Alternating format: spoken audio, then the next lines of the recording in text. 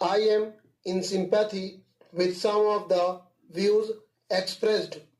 It is true that we should take responsibilities which we should be able to discharge well, and I think even the most critical members will be satisfied that we have taken such responsibilities very selectively and discharged them well. It may be that there are certain concerns which were really beyond redemption, yet we have been making a sort of effort, and that effort is well worth it. Now take the case of India Electric Works. Even as a working concern, it is still in bad shape. The government were compelled to take it over because otherwise it had to close down and a large number of workers were to be thrown out of employment.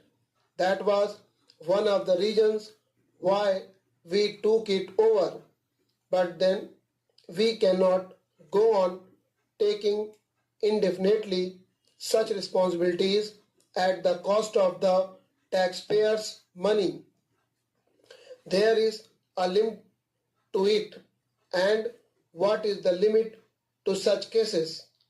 My only intention is that, to the best of its capacity, whatever is possible, the government should try to bring about improvements, and this provision of one extension alone should not stand in the way. Therefore, the amending bill gives powers to the government to extend control by periods of 2 years at a time, but by not more than 10 years in all after the expiry of the initial period of 5 years.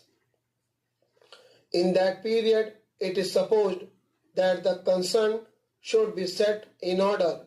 That is the intention.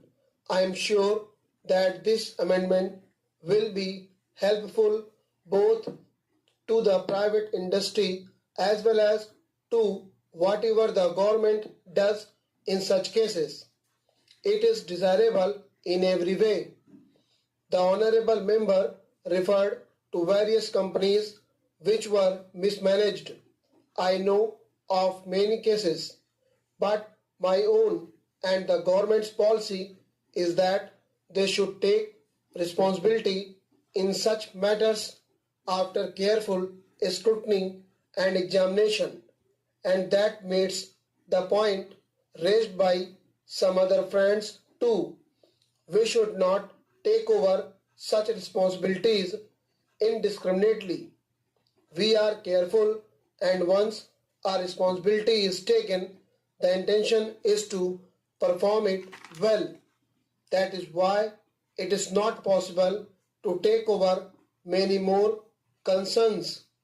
Yet it may be desirable, despite the limitations of the government, to take over the control and management of concerns in the country's interests, and where the public interest is involved, the government cannot simply plead that its hands are full. We cannot shirk that responsibility when public interest is involved. I can assure the House that we shall not hesitate to serve the public interest. Stop.